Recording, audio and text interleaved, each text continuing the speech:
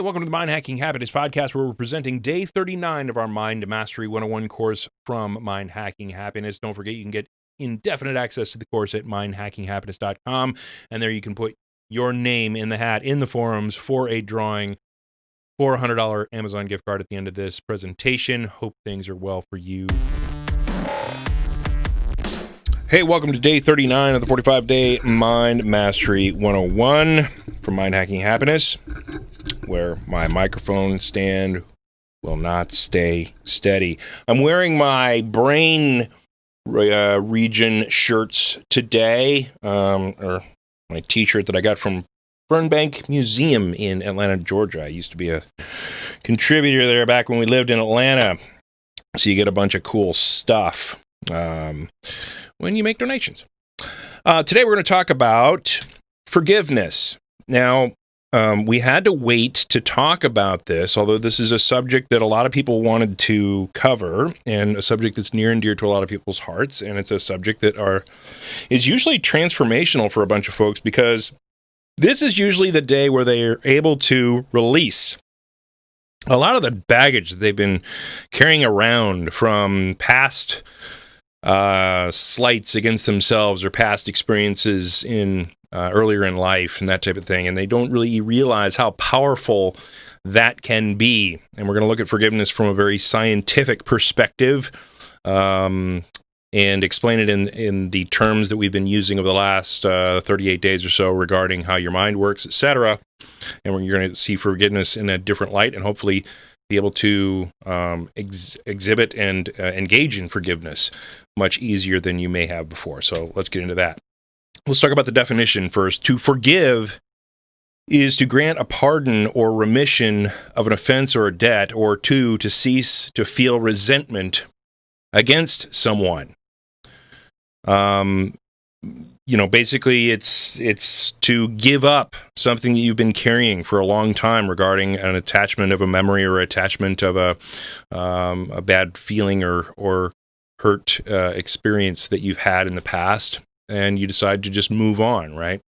Let's look at the offending event for a second. The offending event is, of course, connected with an attack on self. Someone in your past did something or said something that was offensive to you or hurtful to you or affected you negatively in some fashion. And that's what we hold on to, is the memory of that, until we decide that enough's enough and we're going to forgive that event, whether or not we get sometimes it's easier with an apology or something like that, or a certain amount of time passes where we're just like, finally, I'm just going to give it up, right? But every time that we have an opportunity to forgive, it is an offense against something on our self map, whether it be our body personally, our ideas that make up our mind self, the people around us who wind up on our self maps, our job, our project at work, or whatever it is that somebody did something to that is directly attached to our self map. It's always an offense to something on our self map. And of course, we know that's not really us at this point. So it kind of opens the door for us to potentially forgive. So it starts with an imbalance in the equation of emotion, because your perception comes in that, oh my gosh, this person did something to whatever it was on my self map, and I'm going to hold on to that now. I need to be wary that person is a person who can hurt me or attack me or be a potential threat to me, right? Which is what the limbic system is doing all the time, looking for the world, into the world for threats. And so you look at it from that position of it starts with an imbalance in the equation of emotion. But the offending event always lives on your self map. It always lives in memory. You hold on to it, is how the offense stays alive. If you didn't hold on to it, that offense wouldn't remain viable. That slight to you, that threat to you, that whatever to you would not remain in your life without the exception of you holding on to it and making it a portion of your sense of self. And so one of the opportunities we have for growth is to say, well, maybe that's something that's on my self map that doesn't necessarily need to be there, right? Now, how this usually comes up is that we have an association of an event that triggers the memory. Either something about that person who we're holding a grudge against reminds you of that slight against you, or maybe it's a place where it happened that you think of this certain city, or of this certain job, or having to interact with this person, or whatever it is. A number of things can come up in your mind. An idea is associated with that thing, and then all of a sudden, because that idea comes up, boom, the association comes up, is triggered through memory, and then boom, the association with that offending party or that offending event or whatever it was also comes up after that, and it reminds you. It reminds you of that thing of which you have not forgiven yet. And that can happen a lot. And so the EOE gets replayed. And that's why you feel bad about it. Days, weeks, months, potentially years after the event, those memories, those associated memories, trigger, boom, equation of emotion plays out in real time in your mind. It doesn't play out then. It plays out again now.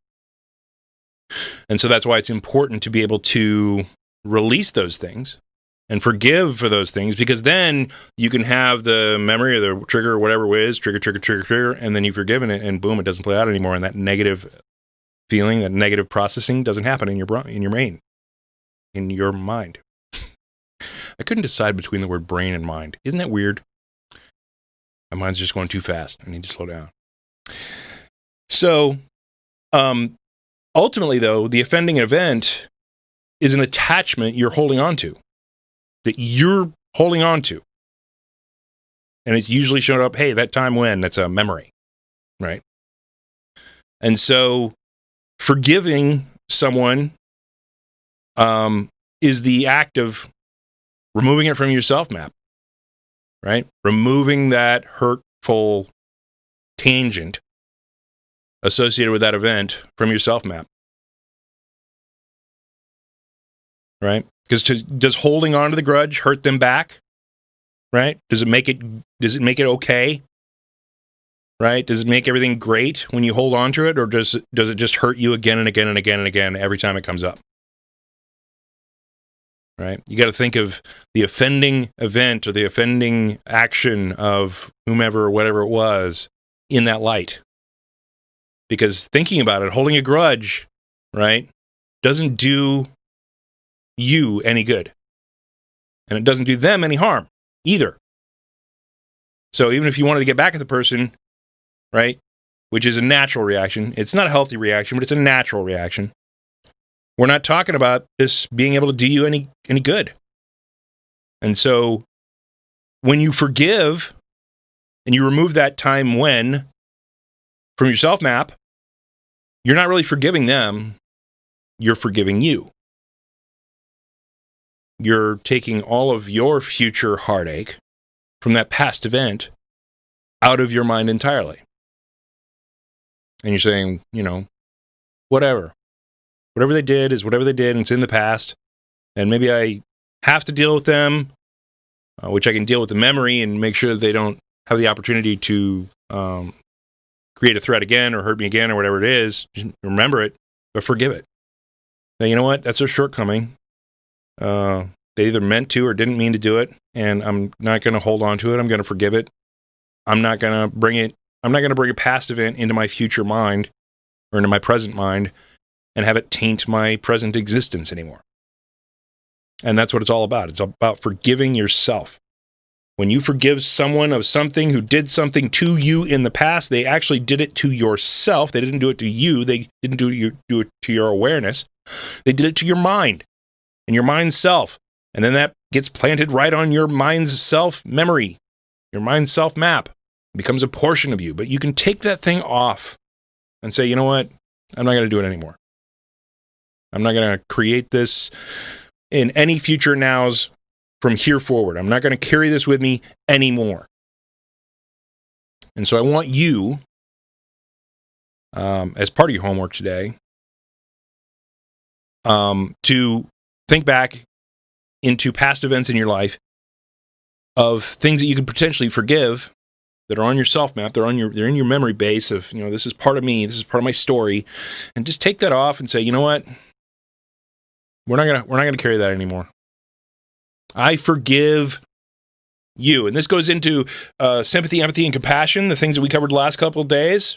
You now know that whatever has happened in your past with the event, they were subjected to the same slavery of mind, slavery of their mind, that you were a slave to just 2 months ago. Right? They were following their need to defend self or to increase value of self or to tear someone else down so that they could feel better about themselves.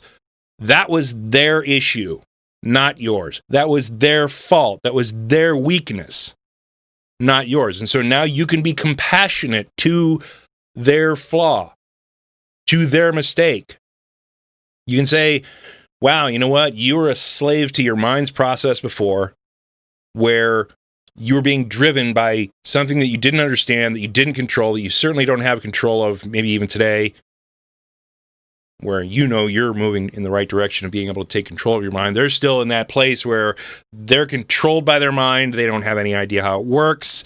They don't understand how to take control of it. They don't know how to understand how to change it. And so they're acting in a way that was unkind, uncivilized, unwhatever, based on the activity of their mind. Now you can see that from a sympathy, empathy, and compassion standpoint. You want to help them. You want to help yourself. You can forgive them for whatever it is they did. Right? Whatever it is, even if it's the most horrible thing ever, you know they were a victim of their own mind. Be compassionate to that. Be empathetic to that. Understand it. Release it from you, because the only pain that's coming from this isn't to them, it's to you. So forgive whatever it is. Okay? That's part of your homework today. Pick something in your past of pain that you had not forgiven previously and forgive it. It is that simple. Make a decision and forgive it. That you don't need an apology. You don't need, we'll talk about the timetable of forgiveness and dive into it a little more tomorrow. You don't need a certain time to pass. You don't need an apology from them. It's all within you. The moment of forgiveness, right? You can either be a slave to your mind, the mind that says, I need to get an apology, blah, blah, blah, blah, I need to have a certain amount of time pass, yada, yada, yada. Or you can just say, no, I'm in control of this mind, and I'm forgiving that slight against me, or that threat against me, or that whatever it was. Period. And it's that easy. Don't believe your mind when it says that it's not that easy, because it is that easy. Additional homework. If you want to help someone, suggest this course to them. Suggest this program. Reach out through email, through social media, through whatever it is. Share with them the web address. Say, wow, this has really been eye-opening for me. And, I thought maybe you might get some benefit from it. Or I think this is cool. Maybe you should check it out. Send it. If we don't get more people onto this program, we're not going to improve the happiness levels of the world. You're not going to improve the happiness levels of the people around you. You're not going to be able to have really cool conversations about all the nebulous, deep shit that's going on in other people's minds unless other people know the vocabulary that you're using to talk about them. Okay, and also meditate for 20 minutes. Exercise that control of mind and feel good you are much better today in controlling your focus than you were a few weeks ago.